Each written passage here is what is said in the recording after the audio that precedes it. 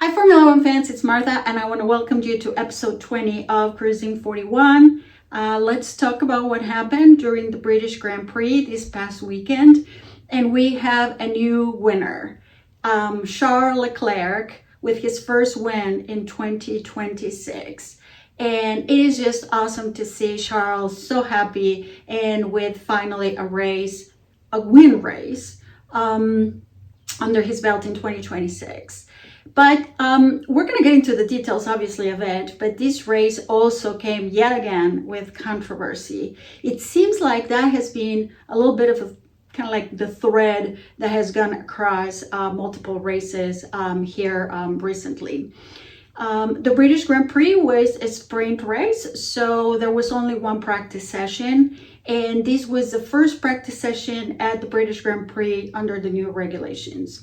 So pretty much all the cars were out there and trying to get as much data as they possibly could with, under the circumstances, the conditions, the new regulations, these new cars, and given the fact that we were going to be jumping right into sprint quali.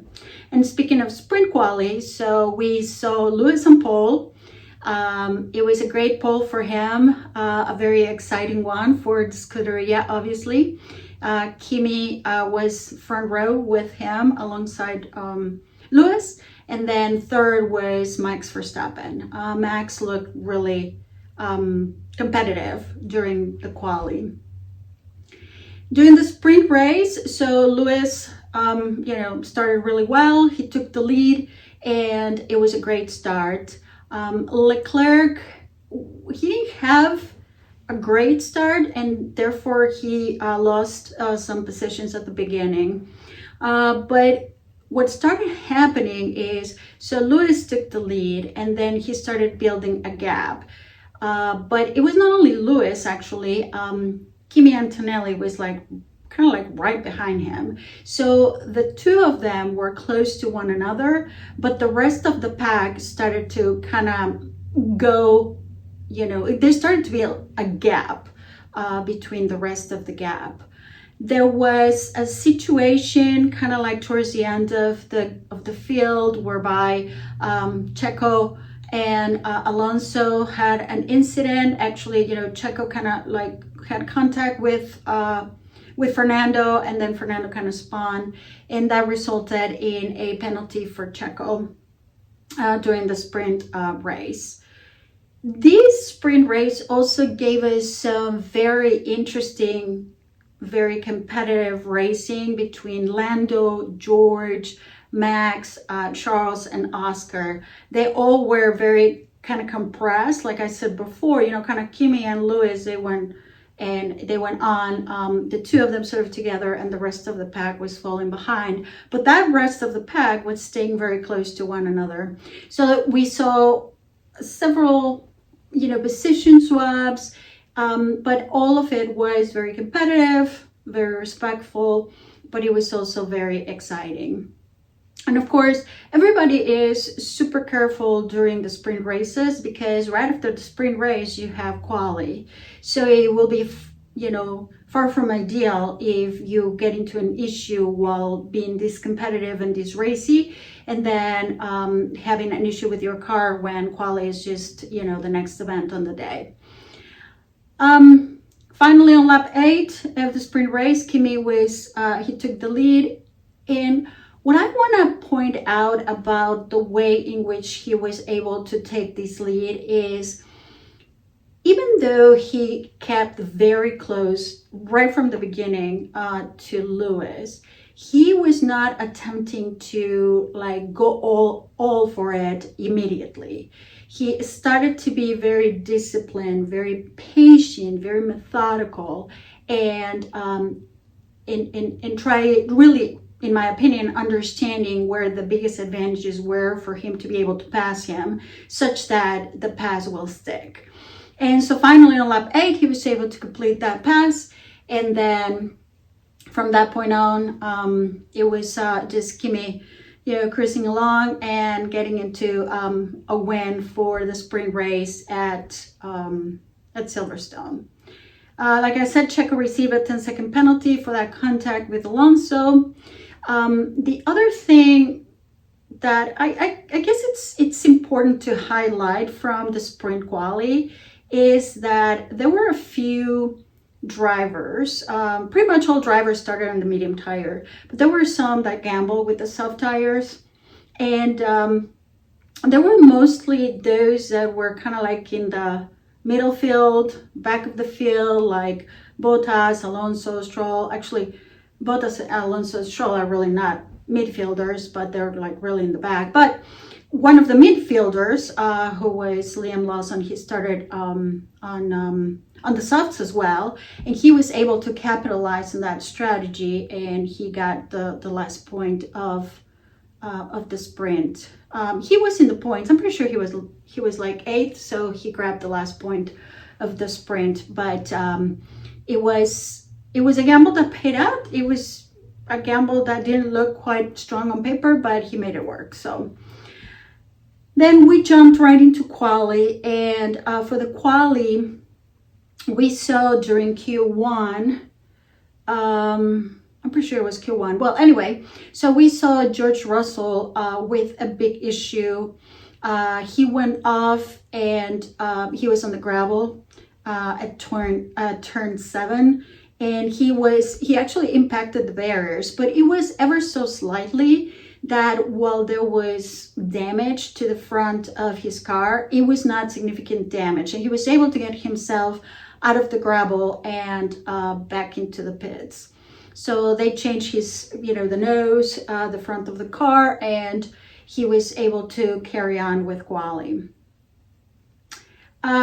We saw yet again, it seems like we say this very often, but Kimi had an absolute monster lap, and he was able to put his Merc on pole. This was his 5th pole of his career. So what I want to highlight here too is that getting pole in Silverstone, which is the home race for George, I believe it was another psychological and mental win for Kimi in this championship battle that the two Merc drivers have. So it was a statement, and it was also kind of like a big mental win, like I said, for Kimi. Charles was front row alongside Kimi, then Lewis 3rd, and George 4th. Then race day came, and there was no issue that was discussed whatsoever regarding weather potentially being an issue. It was expected to be a dry race. However, you never know because it's Silverstone, so I'm sure there were some conversations as to how to strategize in the event that there's rain. But by and large, it was supposed to be a dry race, which it was. At the start of the race, both Ferraris had a very strong start, with Leclerc taking the lead from Kimi. Kimi tumbled to 3rd, and had to work his way up from there. Verstappen found himself behind Isaac Hadjar during the first laps of the race, and but importantly enough, he was able to get ahead of Hadjar by around lap 8. And then, more importantly, is when he started hunting George Russell. So, like I said, Kimi tumbled to 3rd behind the two Ferraris. But once again, just very much like during the sprint race, he started hunting Lewis Hamilton, and he was able eventually to pass him on lap 11. Around that time thereabouts, we got word that Lewis was being investigated for jumping the start, and as a matter of fact, he did receive a 5-second penalty, for that infraction. By lap around 17, Max was started to get very close to George. He started to reduce the gap, and then he found himself kind of like within a second of George. And as a matter of fact, he was able to get ahead of him. Max was 4th and George was 5th. And right when he was able to complete the move on George, then he kind of went and jumped into the pits for his pit stop. So then kind of like that started triggering the normal cycle of pit stops, if you will. So while everyone pitted, the strategy with Kimi was, because he was in a very strong race pace, so they decided to leave him out and ask him to start getting into building a really good gap. So by the time that he would actually pit, he would have a good significant gap built to Charles, so he can then capitalize on that. Hamilton pitted as part of the normal pit stop cycling, and that's when he served his penalty. Lap 29, we again were having a very good competitive battle between Lewis and George. Lewis came out behind George, and obviously they were fighting for position, so there was a very good back and forth. It's one of those that Lewis was able to complete the move, and then George was able to pass him. They call them those like yo-yo passing, but eventually Lewis was able to get ahead of George. But that was also included Max, who was also there in the mix. So we had Max and George and Lewis fighting initially with George. And while this was happening, then George was called into the pits by his team because there was he had a puncture, and it was like, not an immediate puncture, but they could see it in the data. So they call him into the pits, and then they put him on tires. The one thing that it's very key to highlighting here is he didn't have any new tires to kind of use as he went into the pit. So he had to go into use medium tires. It's not ideal, but that resolved the puncture that he was having. So that left us with Hamilton and Verstappen fighting for position and for the last podium position. And of course, there's so many world championship titles between the two of them. So they gave us a really nice, really exciting, very competitive will-to-will between the two of them. And eventually Lewis was able to pass Max, I think it was on lap 38, and then he got into that last podium position. So I'm gonna go down, back slightly because on lap 36, finally Kimi Antonelli went into the pits. It was exceptionally well executed, the strategy that they had with Kimi, because by the time he pitted and went out, he was having about a 10 lap tire advantage over Charles Leclerc. So while Charles still was ahead when Kimi got out of the pits, the fact that Kimi had new tires and the gap at that point of time was less than 5 seconds, thereabouts, I think. And so that would give him a very good competitive position for Kimi to fight for the win against Charles. With 11 laps to go, Kimi had a mechanical issue. It was on the front of his Merc, and he started tumbling down the order. He pitted, and they tried to quickly assess and give him a solution for it. So what they did is they changed the nose, and he went out again. Oh, they also changed the tires. Yeah, I'm pretty sure they changed the tires. So they sent him out again, and he was still struggling. And he was saying on the radio that the issue was deeper than just, changing the nose, and he didn't know what was happening. And so they pit him again. He was determined to get at least a point, and he knew he had the car underneath him to be able to do that. So he wanted to go out, and he was trying his best. So I assess that move from Kimi as very committed. He wanted to go out there and give it still his best.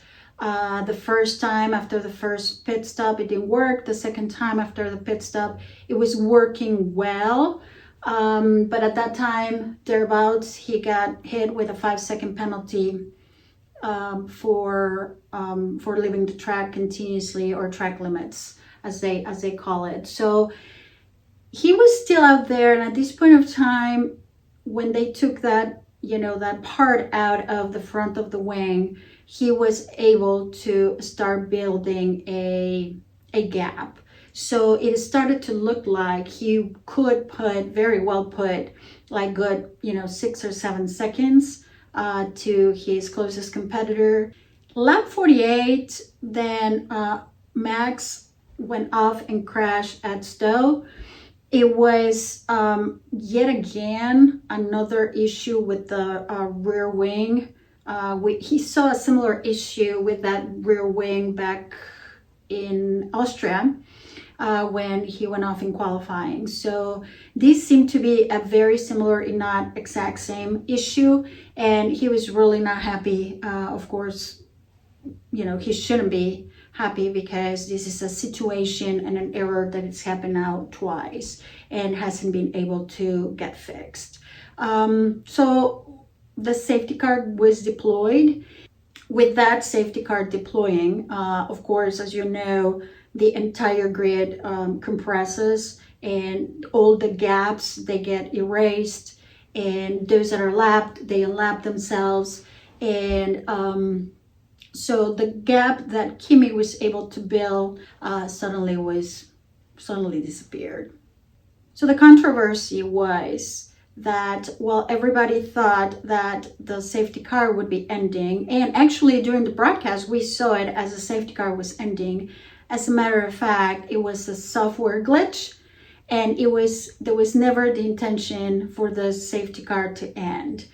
And so we finished the race under the safety car, and there was no one lap shootout, which meant that Lewis finished third, and he wasn't able to actually fight for that second spot with George, because there wasn't an opportunity to get even one less lap during the race.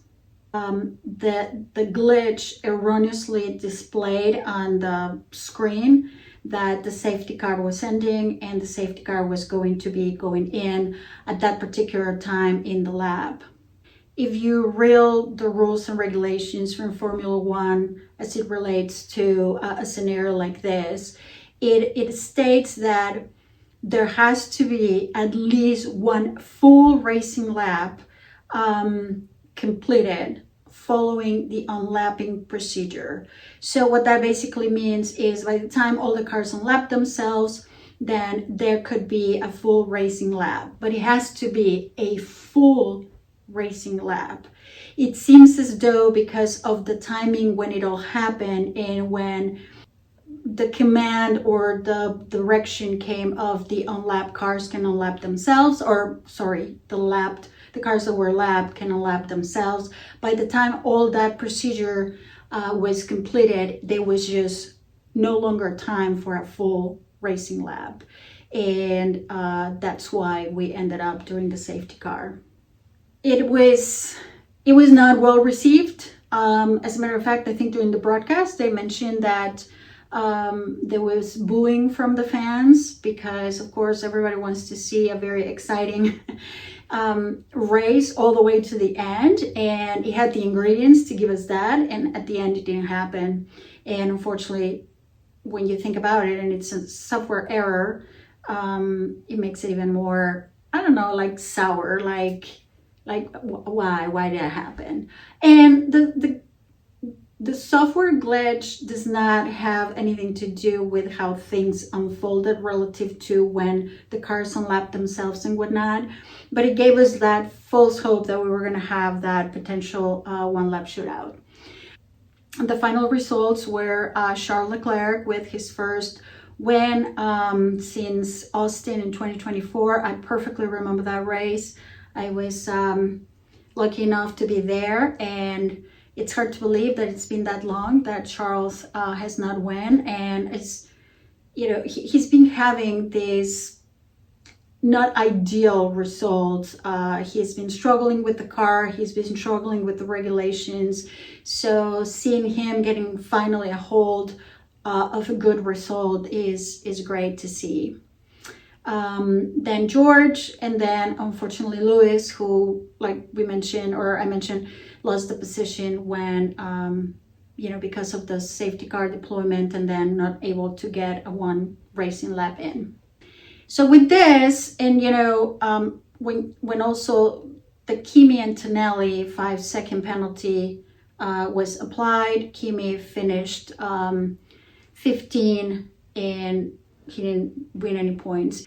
So when it comes to the championship standings, the fact that Kimi finished 15th and he didn't secure not even 1 point is definitely a deficit for the championship points. It was great that he was able to score some points during the sprint race, but overall the weekend gave him a deficit. And with that, now we have George in second with, just behind Kimi by 25 points. And then we have Lewis in third. The difference between George and Lewis is only 7 points. And I also want to talk a little bit about, now that we are touching on George and with this great result from Charles, I talked a little bit about this dynamic that has been developing this season between Ferrari's teammates and between the Mercedes teammates. And what I mean by that is you have Lewis and Kimi, who have been in their own teams and in their own kind of like terms and circumstances and results and whatnot. They have been kind of like the lead car in those teams. There is no 1 and 2, and I'm not suggesting that, but there is this upper hand that both of them have had with results, with strategies, not always, but and then you have George and Charles, who have been struggling. And not only they've been struggling, it's you're sitting in a car where you see that your teammate is doing great things with that car, and you can't get a hold of, what is it that I am not doing that I need to be doing in order for me to be able to get to that level of competition, of performance. And I mentioned in that episode that both George and Charles were going to be a key variable in this. So Charles has been able to figure it out, at least this weekend, and he needed that in order to come back and, starting to perform at the level that we know Charles can perform. For George, on the other hand, even though he's been getting really good points, it just does not seem like he has a handle on this car, on the pace, and for sure in how to beat Kimi, because there is just only been a couple of races perhaps where he has been, I wouldn't even say dominant, perhaps only the first one in Australia, but he has been there delivering. But for the most part, Kimi has been the one who, in and out, whether he has reliability or mechanical issues, he has had the pace and he has had the better results. And even when he doesn't have the better results, he performed much better during the weekend. There's 2 ways to go about this, and I feel as though George is trying, for sure. He's trying to get a sense on how to get the best out of the car. But if you compare Charles and Kimi, if you compare George and Kimi it's just a huge difference still. As where if you compare Charles and Lewis, they seem to be a little bit closer now with this win from Charles. And so the other thing is, seems that Ferrari is back. Now we have had 2 wins from Ferrari in this season. So we will see perhaps, situations with, obviously the small turbo always helps them at the, the start of the races. But the duo and just bringing some upgrades and things like that, maybe they're helping them to get more competitive. Now that Charles is with this win and he has the confidence back, like I said, if George gets to that level as well, they will definitely be, and I don't want to call it contenders, although they could be, but they're going to be key variables as to how this championship will continue to unfold. And by that, I also mean, are they going to start taking points from one another? And how is it going to look at the end? And who's going to, have the upper hand? But more importantly, what that will do psychologically to those that are feeling like they're underperforming. In this case, for George particularly. Now let's talk a little bit about Cadillac. It was great that both cars were able to finish the race.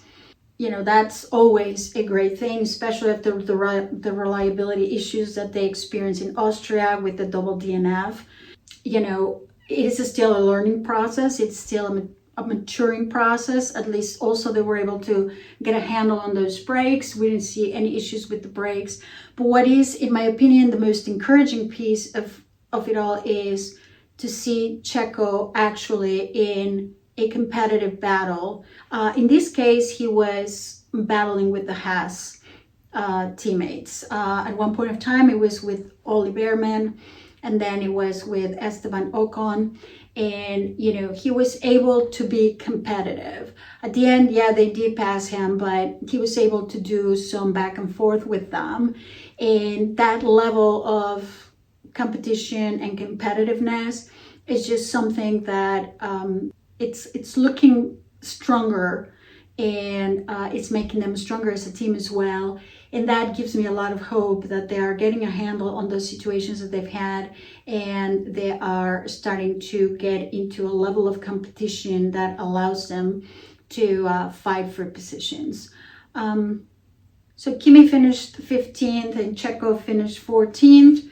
And, it was because of the penalty to Kimi. But I also, another reason for which, I was very excited when there was a potential one-lap shootout is to see how Checo could perhaps, get ahead of those, or at least one of the cars ahead of him, with one lap remaining, and see that competition and that performance from the Cadillac. So, I'm maintaining hope. I see progress, and even though it's not in leaps and bounds, it's still progress, and I am confident that those results will start coming.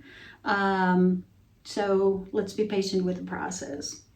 So then we go to Spa for our next race, and it's in 2 weeks time, and it's Spa-Francorchamps, and it is a 7.004 kilometer track. It's located in Belgium, and this is a very mythical, magical, legendary track that everybody loves going to, and racing is one of your, what they call the old school tracks, the very technical tracks, but also the very exciting tracks. Elevation, no elevation, and it has some iconic,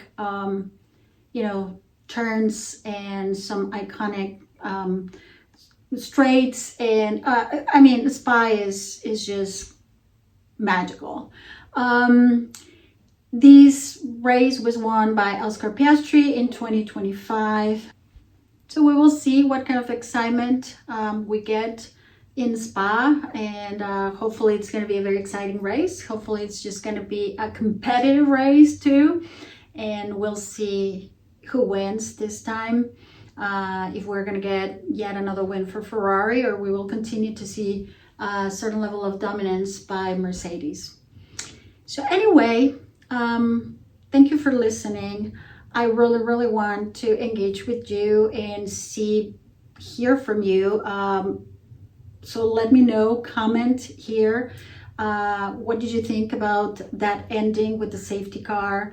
What do you think about this competition between Kimi, Lewis, Charles, and George? And how do you think that's going to unfold? Who do you think it's just going to be strong in Spa? Anything that you want, just let me know, either on the comments here and or on my socials. As always, I'm just going to put here what those are. And then subscribe to the channel. That means the world to me. And just give it a like if you like the video. And I will be talking to you in 2 weeks' time after the race in Spa. So for now, thank you for listening. I'll talk to you soon. Bye.